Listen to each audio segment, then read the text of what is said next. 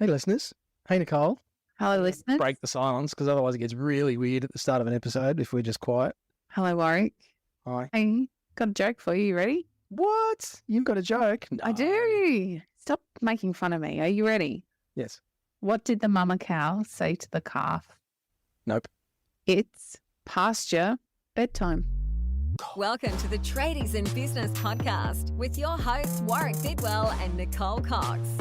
Divert your phone and grab a brew as Waz and Nick unpack tips, tales, secrets and stuff-ups from guests both inside and outside your trade, helping educate and inspire you to break the cycle of gut-busting and money stress and create a true trade business.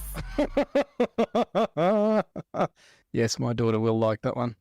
Told you. And she'll roll her eyes and go, "Oh, Dad." Which is her response to all of my dad jokes. Don't tell her it came from me then. Let your legendary dad joke status continue to build. Legendary, not so much in a good way, though. No. All right, listeners, we have another guest. We have had so many guests on the show of late. That's what happens when we actually give up responsibility for getting things done to our team and they go out and do it. When we get out of our own way, hey? Yeah. So we've had some fantastic guests and I'm excited to talk to today's guest because I think this lady is doing something super cool for the trades, with the trades. Yes. And it certainly solves a big problem for most tradies. So I expect to see Renee's business take off in the next little while. Let's hope it does. Renee Boardman, welcome to the Tradies in Business podcast. Thank you so much for having me. I'm really excited to be talking to you guys today. I just hope Warwick hasn't just given you the kiss of death, though. You know, when something's on the precipice of going bananas and somebody talks it up and it's like the kiss of death. Talking up. Oh, we're already up against some really, really large players in the field. So, Yeah, but they do a really rubbish job, Renee, so I wouldn't be worried about that. No. We're not going to mention any names and slag them off, but Nah, not at all. People will figure it out pretty. I nearly was going to, actually. I thought, blow it. I'll drop one of the big names, and I thought, no, they'd be the sort of company that would actually come after us and say, cease and desist from saying those nasty things about us. Anyway, You've got plenty of backing. nasty things about And can you stop sort of dragging poor Renee into this conversation that you're actually having without Renee? Renee's sitting here quietly just going, okay, please not get me in trouble with our competitors, please. That Good way to raise your profile. Yeah. Any publicity?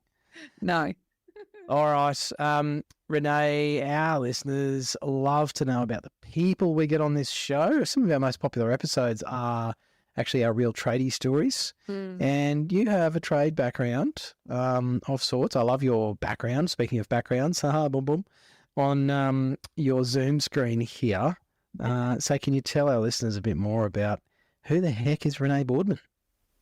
Yeah, so I was very much a car enthusiast as a young person, very into my old cars, really enjoyed the social scene of it as well. And I guess growing up, the idea of going into one of the trades really wasn't presented to me as a career option. But fortunately, through that social kind of network that I had back in the day before social media was a thing, I got the opportunity to spend some time in a couple of different workshops and ended up doing a pre-trade in automotive and going on to do an apprenticeship in a small shop that would do sort of everything. It did a little bit of everything. And the main tradesman who owned the shop was very much a kind of an old school kind of guy that believed that you needed to have skills in every facet. I mean, he wasn't really keen on you just learning one area, whether it was mechanical or paint or panel. He really wanted me to experience all three of those. So that was an advantage for me in my early parts of my career because obviously, as an apprentice, you don't have a lot of money. And I was still very much into my cars and doing them up. And so it gave me the opportunity to do a lot of that stuff myself after hours. Many hours I spent in that workshop after work. The early hours of the morning, probably much to the disgust of the people that live close by with me running a grinder or whatever I was at the time. So yeah, my main background in the trades was automotive, and I ended up doing my apprenticeship in refinishing, which is car painting, basically. It's part of collision repair. I had these big aspirations of doing all three of the trades, that I think once you slog your way through one of them, kind of stick of those the apprenticeship wages and all that kind of stuff. So I didn't actually end up pursuing it further, but I did still spend quite a few years in automotive before trying a bunch of other things, and one of those included actually tradie apprentices myself, which I found super satisfying, and it was definitely one of those career bucket list items that I really was stoked to be able to cross off there. Wow. I don't know there'd be too many people that would have trained apprentices on their bucket list. Sorry, Coxie. We all think of the same thing, training apprentices. Oh my gosh, pull out my teeth, please. Well, I mean, there's a difference between being the tradesperson in the workshop training the apprentice and actually being able to go out and be the trainer assessor for the RTO, getting to see these apprentices in their own environment and checking them off as they progress through their trade, because you get to see the progress in sort of big jump, whereas when you've got an apprentice, at your side, and you're trying to mentor them through and train them through and get them on board with all those skills, it can be really, really frustrating. I luckily didn't have to deal with that. I just so I guess that's why I found it to be much more satisfying. Yeah, nice. It's an interesting career path. It's not one that many ladies choose. Like, there's a lot of us. I too am somebody who I don't like necessarily working on cars, and I do enjoy spending time with others working on cars or spending time in fast cars. But there's not, I think it's grown in popularity maybe in the last 10 years or so. Prior to that, there weren't a lot of ladies working in that field as such as mechanics, etc. I wonder if that was challenging, Renee, for you at any stage in your early career, given that it wasn't a first career choice for most.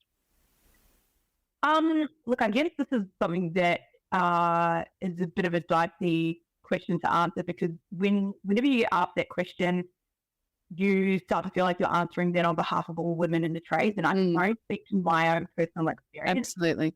And there were no other women in my pre-trade course. There were no other women in trade school when I was going. I was the only female in any of the workshops I ever worked in. I'm just trying to think if that. Yeah, I don't think. I mean, apart from service providers or people in the office, I was the only female on the tools that I knew of at the time. I know I wasn't the only one in existence, obviously, but just in my experience, and I had like a pretty positive, supportive environment from a lot of the tradesmen that I worked with. I did experience a couple of, I guess, borderline inappropriate kind of comments from time to time. But for the most part, most of the tradesmen that I work with were super respectful, very, very supportive, very accommodating. Like, let's not pretend there isn't a disadvantage strength-wise being a female in the industry, but I suppose you've got to deal with that in a way that is smarter.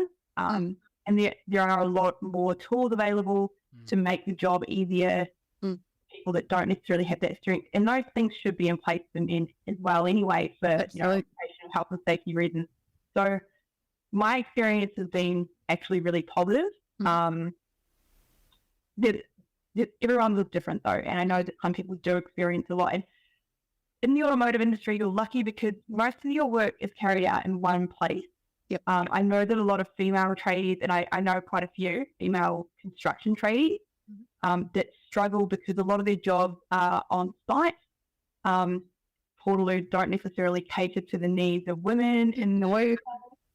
Gosh, I don't even think they cater to the needs of most men these days. You're 100% right, and I think I have a lot of respect for women who work in those trades where you're going from work site to work site, because that is not easy. And I guess because you're not working as part of a consistent team, because you're working around different trade people from different industries or in different parts of the industry, a lot, you're dealing with a lot of fresh faces, so you don't necessarily always have that supportive crew around you. So, yeah, everyone's experience is different. I've had a very positive experience. It's an interesting road, and I couldn't agree. I've already said this today on a different podcast. I could not agree more around the whole Portaloo concept. It's really challenging. And in my own experience, I wouldn't say I had a hard or a difficult experience. I'm not a tradesperson, let me be clear, and have run a building company for many, many years. I wouldn't say my journey was hard or particularly challenging. And there were times when you kind of butted up against old stereotypes that were a little different. And with a supportive crew, it was quite easy to push through. So in my case, we probably had 3 subcontractors we had to move on because we couldn't come to a mutual space in which we could all work together. I was much younger than them, if I'm frank. I don't think it was only my female sex. I think it also came about from being younger and not knowing what I was talking about. And so therefore carrying through with my directions could be quite challenging. I can also be very stubborn and perhaps a little pig-headed at times, and maybe that didn't see. Maybe it saw me really well. Stop it, Warwick. I'm being very honest. We're recording this. I'm going to save this episode for future use in our business meetings, Nicole. So maybe there were times that I created those outcomes myself as well, and I also needed some of that to be able to push through what. In my early careers doing different things, I worked in a fruit shop the first time with lots of men. I found that really challenging. I actually found that harder than working in construction. So I think for me, it's very much about my own mindset, often then set about the tone for the rest of the team for the most part. And if I was able to stand up pretty quickly and say, no, I'm not going to be treated that way, or be confident in what I had to say or do, I had a better outcome for everybody. So I think some of those, there are definitely some women out there that have found it really, really tough. And I feel like that's becoming less and less as we keep moving forward. So good to hear that you had a great experience. Renee, where did you go from there? Like you're working, you're from New Zealand, if I remember correctly, when we chatted a few weeks ago. So you were working in a workshop in New Zealand. Where to from there? What happened next? So I kind of got booked into becoming a youth worker at one of the high schools over there. And it was one of those situations where like that wasn't even really a career in New Zealand until very, very recently. And so back then I felt quite lucky to have that offer. So I took that role, which took me away from the workshop. I still sort of dabbled in my own time. But I just spent a bit of time working as a youth worker. And then that eventually brought me over to Australia, to Alice Springs. I worked as a youth worker there for a little while before transitioning into sort of training and employment. There's so many opportunities over here that you kind of get to try basically whatever you're interested in. And so I spent a few years as an employment, working in employment under what people might know as sort of CDP or work for the dole, running a lot of those programs and working with people to help them get into training and employment.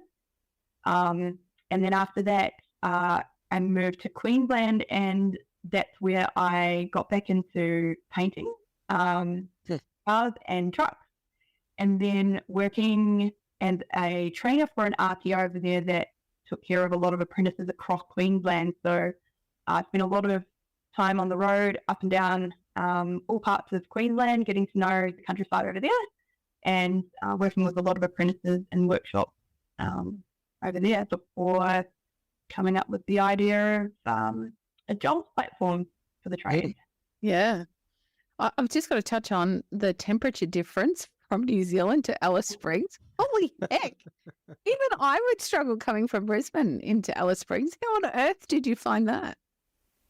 It was intense. Like I moved over in September was the time of year that I moved over, and it was like I didn't really know what I was getting myself into. Like I guess then you can read as much as you want about a place, but until you get there, you can't really understand what it is. But I have to say, because I'm back in Alice now, I actually love it here, and the difference in temperature, like just in Alice Springs alone, is pretty hectic. Like I go back home to New Zealand sometimes in the winter, and I don't really struggle too much because the winter time here, okay, it gets up to 20 degrees, but it's a very dry 20 degrees, and overnight it can get down to -4 with no humidity. So that's bone chilling. At least like when it rains, it's not that cold. Yeah. Mm. That's a good point. Must have been an initial shock to the system. It's colder than Tasmania. Yeah. Tasmania. Yeah. It's a gnarly place, both temperature-wise, that's for sure. Yeah. Absolutely. Big range.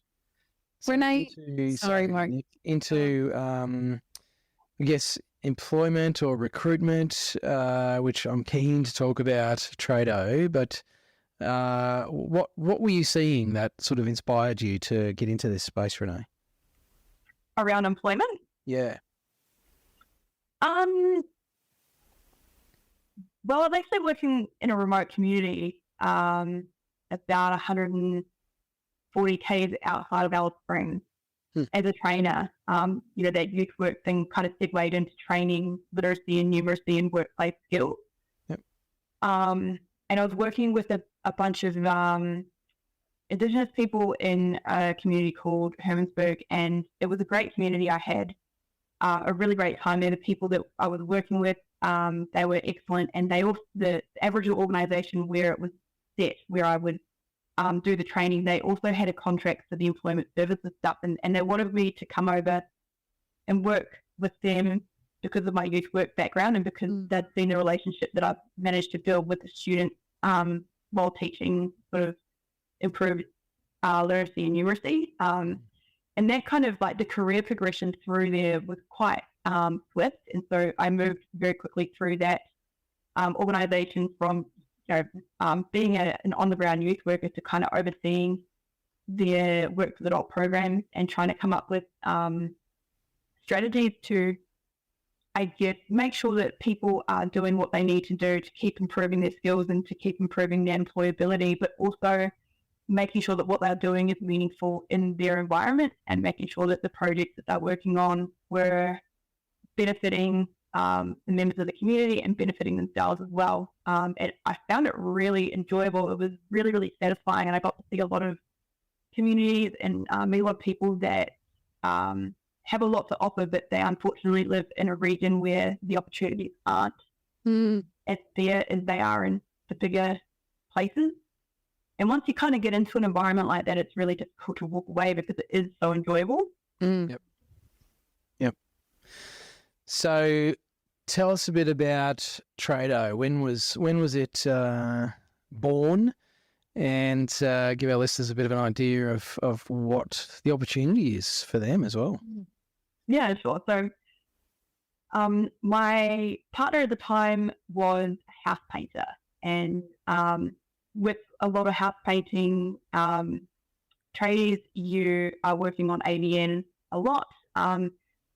Sometimes you've got regular work with one employer or one main contractor, and sometimes you're taking on work yourself. And I guess watching my partner struggle a little bit with that workflow, making sure that there was enough work coming in, but also when the work was there, having enough help to make it happen in a timely fashion, kind of made me think about the fact that there wasn't really anything in place at the time to address that, to be able to connect people with each other in a non-competitive way, because we've got to also recognise that sometimes that exists within these dynamics, to try and make sure that there were ways to get help when you needed it and also to fill in the gaps between jobs.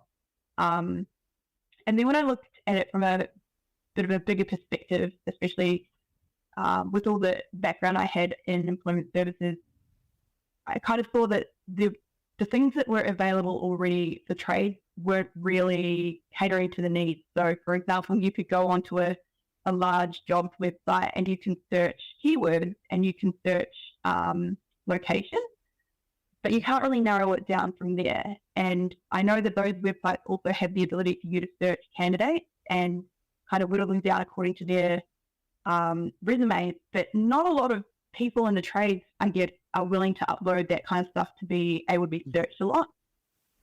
So the idea I'd had for a long time was, we need something where, let's say you've got a job coming up and you need somebody with a white card and maybe an IRATA ticket to do rope access, or working at height through an elevated work platform ticket.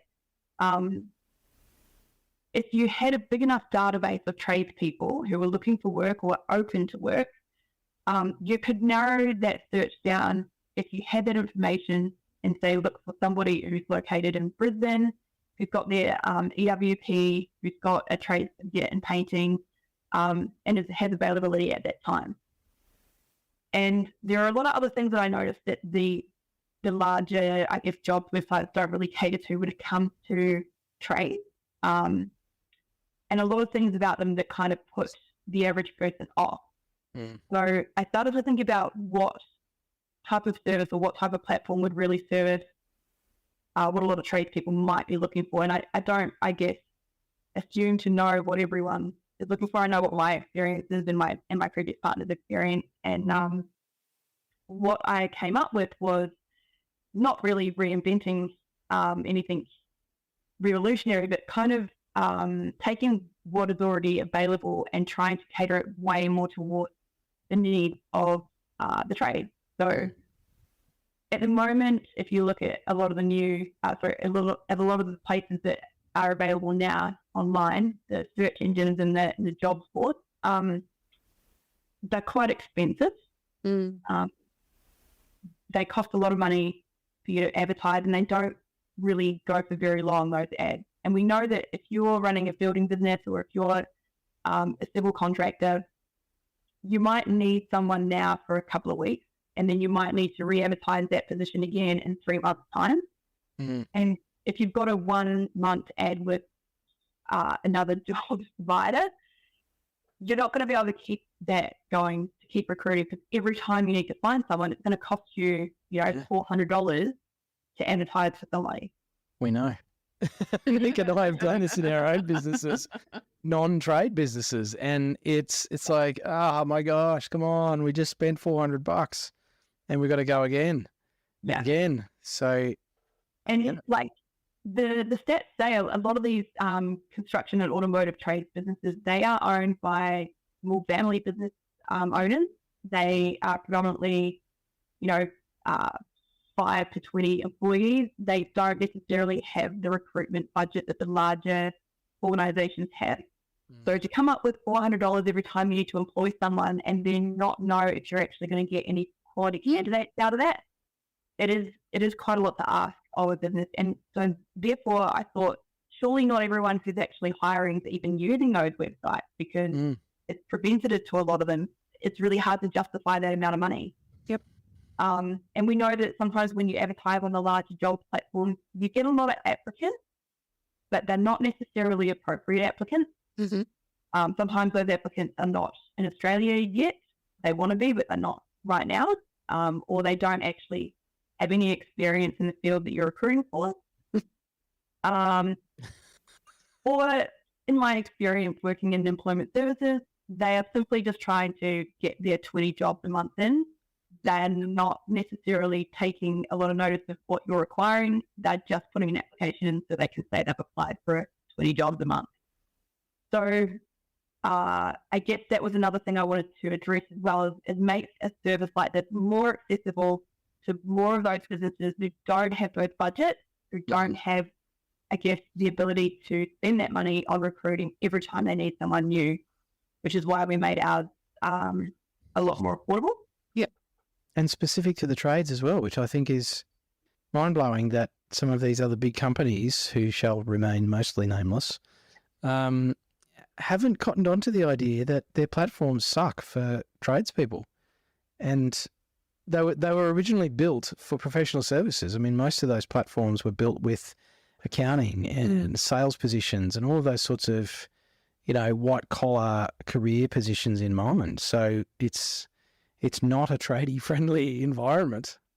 No, not at all. And I like how you mentioned about industry specific, because I know as a tradesperson, I did not want to work as a labour hire person. I didn't want to be kind of pimped out by another company to whoever they saw fit to do whatever it is that they wanted to do while someone else was getting a cut. And I know that my experience with recruitment agencies was, once they've got your phone number, that's it. You're never going to stop hearing from them. Like, they could literally place you in a job 1 week and 2 weeks later be trying to get you to go into a different job. And don't like the ethics to that at all. And I know it's not all of them, but I think everyone that's ever given their phone number to a recruitment agency before understands what I'm talking about.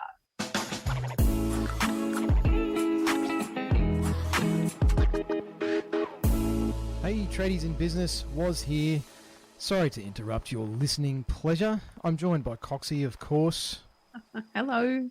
You may not know this, tradie or tradie wife or whoever you are listening to this program, but we're business coaches. Oh my gosh, that feels weird to say. But we do actually work with people just like you to solve a bunch of problems.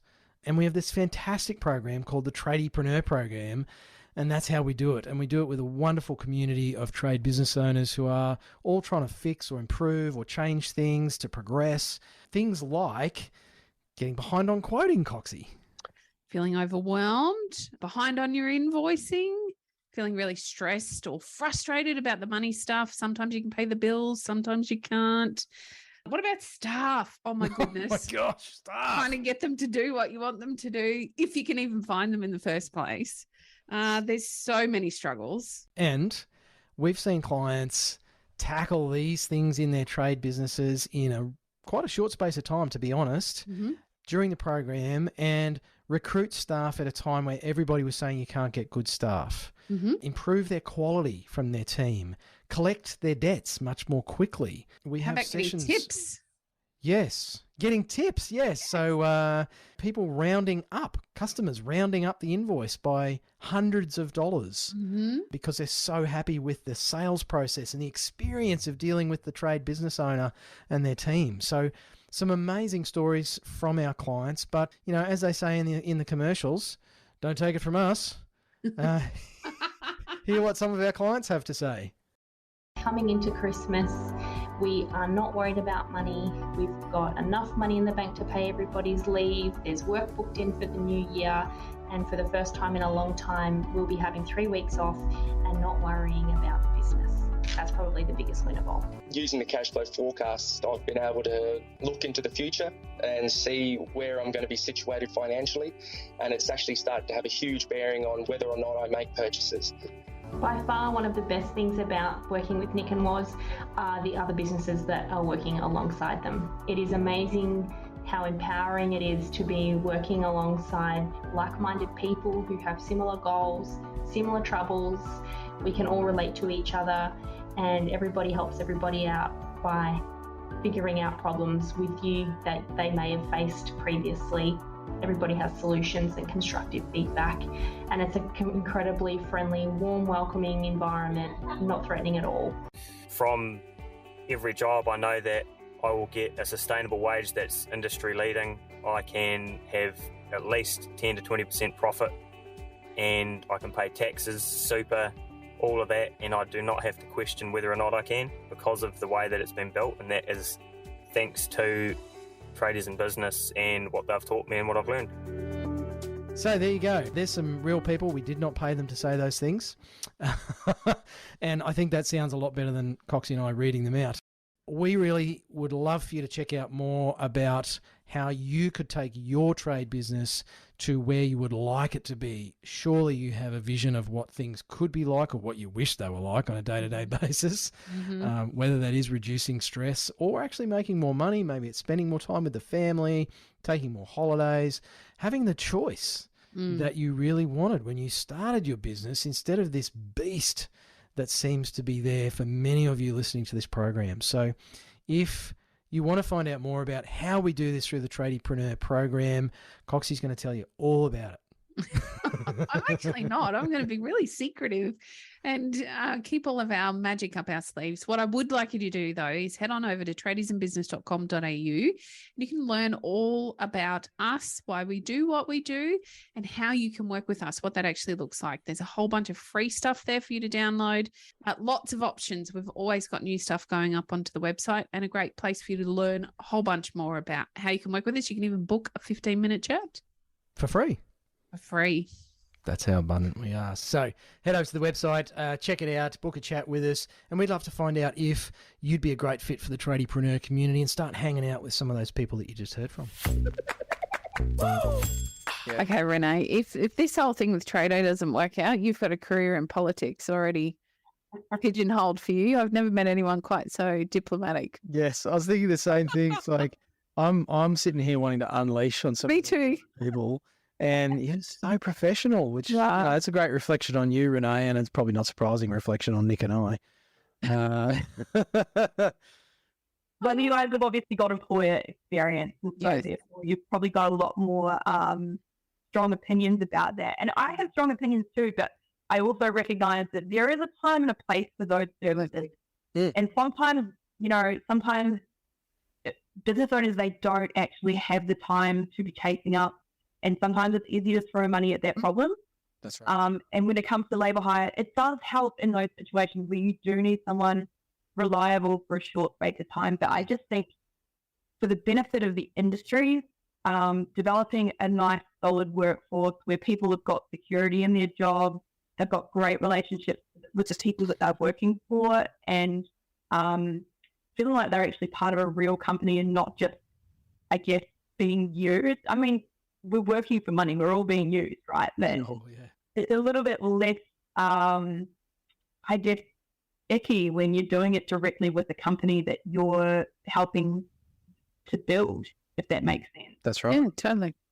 Yeah, it's not just a transaction, it's people's lives. And I think that's the yuck thing about some of that, is that some of those companies just treat people like a commodity, and it's like they get them in a job, and then, as you say, they're harassing them to go and take another job because they can pick up another fee. And that's where, and I like Simon Sinek's take on some of this stuff, is where the profit motive gets disconnected from the people motive. And unfortunately, that happens in all industries. There's examples where we can, even business coaches, believe it or not, who are just driven by the profit. It's something that Nick and I are proud of with our community, and we get consistent feedback that we actually care about our clients. And that's why we get a bit jacked up about recruitment agencies and large jobs platforms, because we hear from trade business owners how difficult that can be, how expensive it is, how frustrating it is,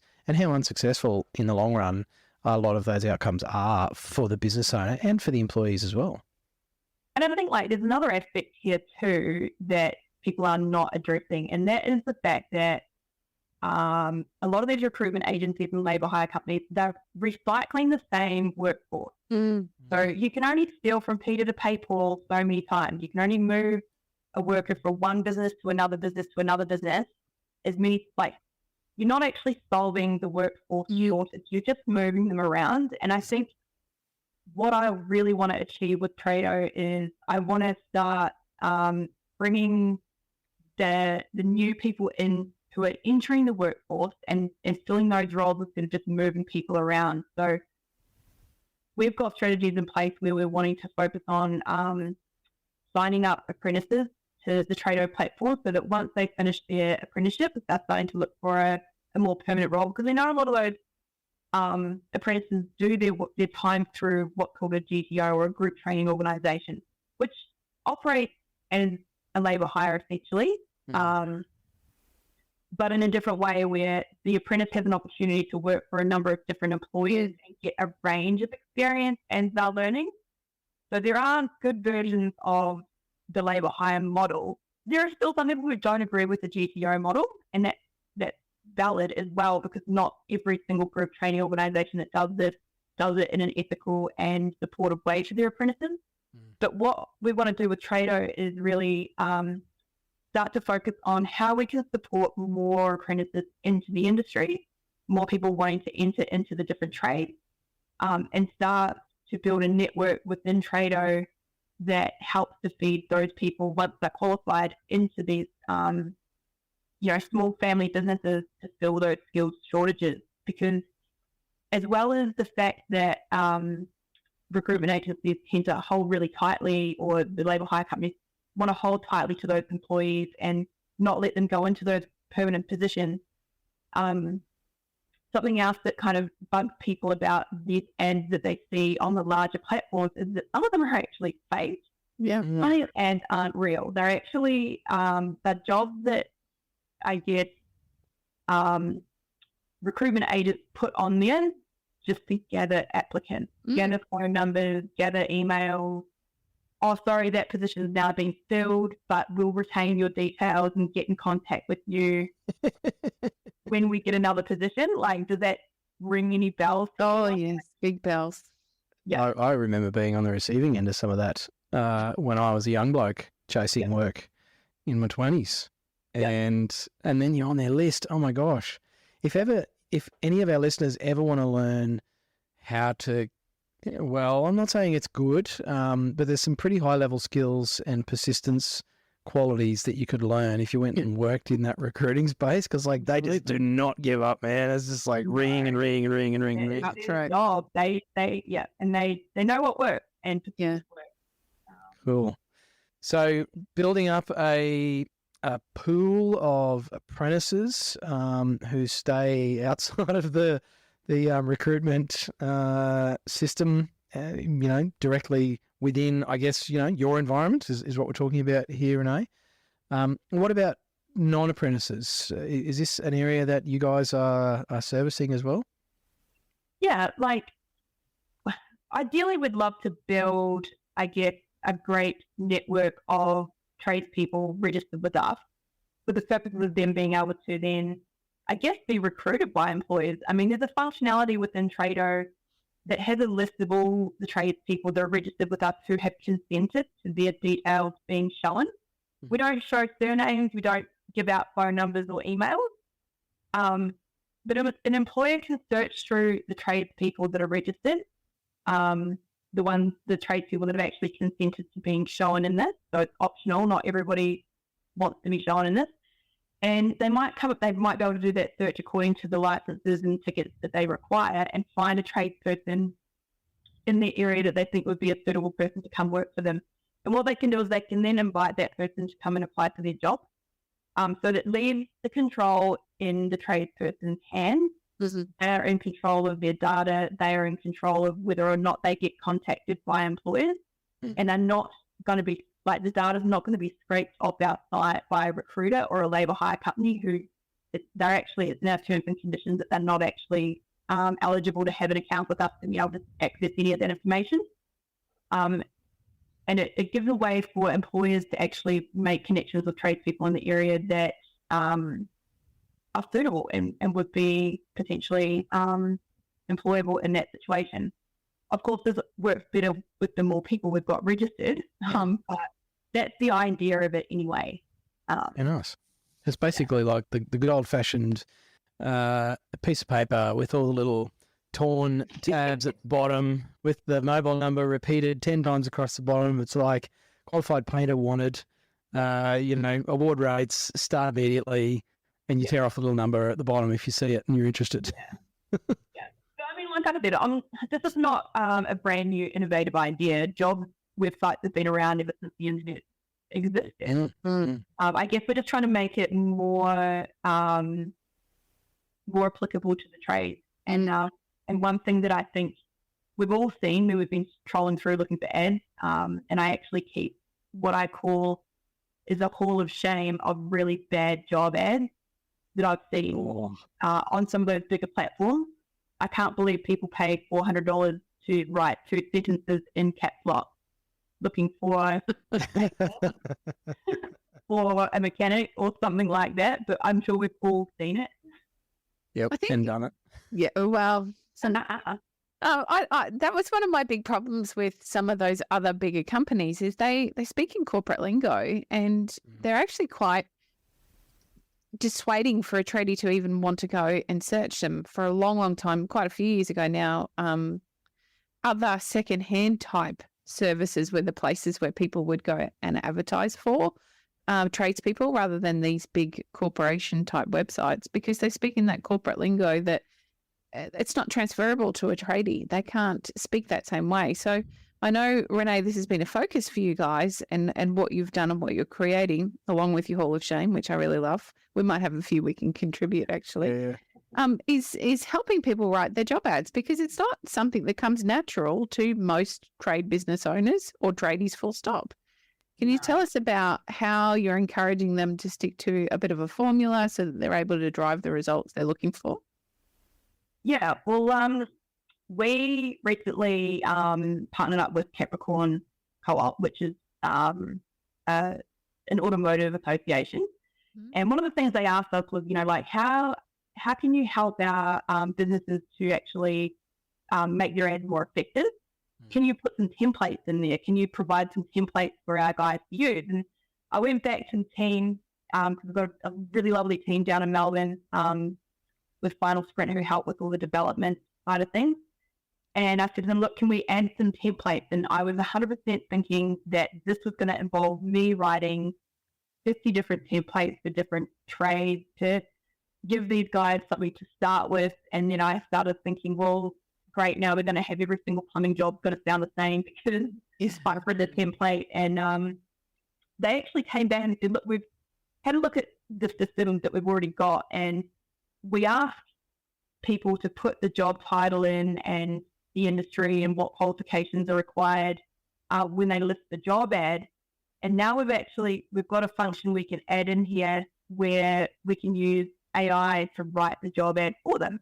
So what happens is you can add your job title. So say you're looking for a mechanic in Adelaide, you need them to have their Cert 3 and light vehicle.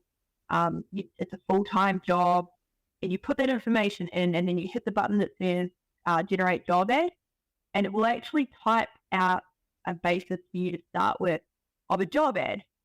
Now, like everything with like AI, it's all very kind of hit and miss. Sometimes it's really great. Sometimes it's something that you're not really quite in agreement with.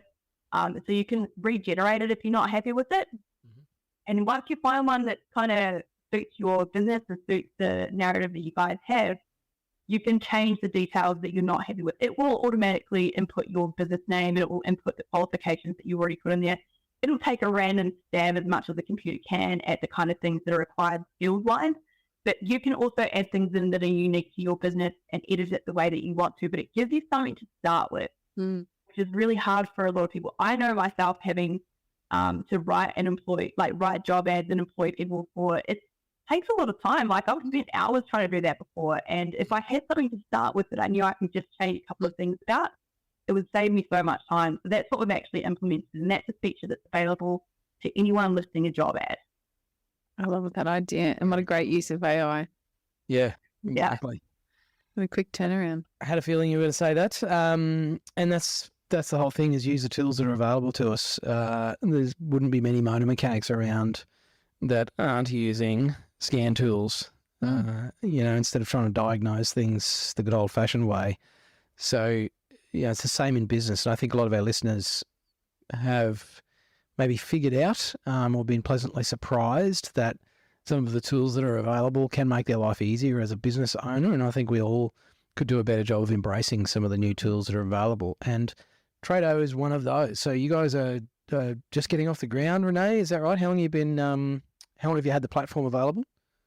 So we released the platform as it is now in November last year. So we're still in the early stages. Yeah. We are seeing some really good growth and a lot of people taking it up.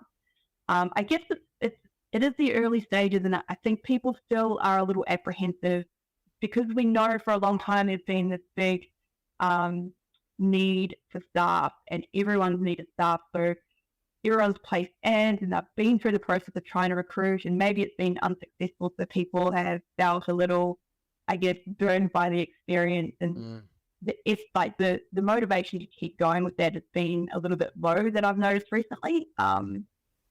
But it's like anything, once more people start using it, we'll be able to build our name as the place to go for tradies to find work. And something I tell people who are just starting out using us is that we're definitely not going to promise to give you more applicants than bigger websites. We just simply don't have the exposure to so many job seekers. But what I can promise is you're not going to get like 200 applicants from another country where they don't have a visa for this country. They don't have any experience in the trade that you're recruiting for. You're going to get a lot less spam applicants and hopefully a lot more actual real applicants. Yeah. The problem is, there are still trades that we can't get an applicant for. And I'm not going to try and pretend that we're getting everybody 50 applicants per job. It's just the nature of it. But our approach to it is more about promoting the individual ad. So for every job listing we get on our website, we promote it through our social media, and we promote it through our other industry networks. We run promoted boosted posts on Facebook for specific ads to try and generate that interest, and we run it towards a tailored audience for that job, for that employer's area as well. So say, for example, you're recruiting for a mechanic in the Sunshine Coast, we'll tailor the audience that we're promoting that to an audience that typically a mechanic would be part of, who's listed mechanic as their demographic or their work occupation in that area, to try and make sure that the people that are right for that job are actually seeing that ad. But yeah, it's kind of a building process, and I think we're getting more and more applicants each day, starting to increase. Yeah, word will spread. People will use it. It'll get a reputation, and like anything new, it needs people to get behind it. If it's to actually, well, not succeed, but I guess the cool thing about this is there's a benefit there for those of you listening. If you've been frustrated with any of the other job platforms or recruitment channels, this is an opportunity for you to get behind something that the more of us that get on and use it, the more useful it becomes. So it seems to be one of those mythical win-win situations, Renee. And I can't remember the last time a large job platform did any Facebook advertising for me when I was recruiting for somebody. That's normally left up to the business to have to go and copy and paste my ad from the internet and put it onto social media. That's at my expense after I've paid the $400.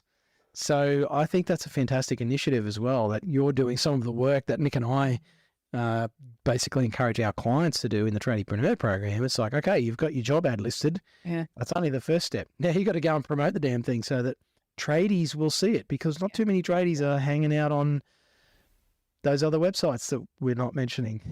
So none of us get sued. You can't. I guess for me, this has been 3.5 years in the making. The very first version of this, I created myself by learning how to code, and it took a while, and it was very cumbersome. That one is just to see if there would even be interest in this before getting, before putting a lot more of my resources into it, I guess. And so for me, I don't see this as this isn't like a fad for me. It's 3.5 years deep, and I'm not going anywhere. So I'd want to see it succeed. I want to see businesses able to take better control of their recruitment and be more successful in that part of the business as well. Yep, I love it. And like a true tradie, you built it yourself to start with. And help myself. You want something done, do it yourself. That's super cool, Renee. I'm going to say again, listeners, go and check it out, get on it. I think it's a great opportunity to get in at the ground floor as well with something reasonably new before Renee gets a business coach and increases the fees dramatically. So jump in now while you can. Sorry, but that's actually never as well. I'm sure inflation will exist, but it's going to remain affordable. That's a huge, huge part of our ethos. So yeah, and I'm more than happy to provide a sign-up link for you guys, for any of your listeners, to be able to try it out for free for a while and just see if it's even suitable for you. Love that. Yeah. We'll put a link in the description to this episode and the show notes on the website. But if someone is listening to this, Renee, and they're sitting there with their mobile phone in hand and they're like, okay, where do I go? I want to check this thing out. I need someone today. Where can they go to check out your amazing platform, Renee? Well, if I had a fantastic business coach at the beginning, they would have told me not to choose a domain with a hyphen, and absolutely it's very true. So it's www.trade-o.com.au. Make sure that we pop it in the show notes for you so you can find it quite easily as well. Easy to link to. Renee, asked you one. Everything's Australian as well, by the way. It's all made here. Our developers are all in Melbourne. don't outsource any of it. We're really, really firm believers in keeping it onshore. We're not interested in getting any of our development work done overseas. So if that is important to any of your listeners, then that's important to us too. How hard was that for a Kiwi to say?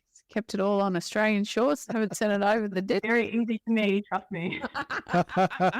There's obviously a reason you left New Zealand. Hello to my Kiwi listeners. Awesome, Renee. Well, I'm excited to see where your product or your service goes. I think it's going to fill a big gap in the market for trade business owners, but also for tradespeople looking for work. I think there's a big mismatch between the two, and it's still very much local area, word of mouth, who knows who. And I think this is a fantastic opportunity for people to get behind something and not make it your own, listeners, but certainly get behind it and see that it succeeds, because it can only benefit all of you. So, Renee, thanks for joining us on the podcast. Thanks, Renee. Well, thank you. You've been listening to the Tradies in Business podcast with Warwick Bidwell and Nicole Cox. Find out more about today's guest, tools for your trade business, and other cool stuff at tradiesinbusiness.com.au.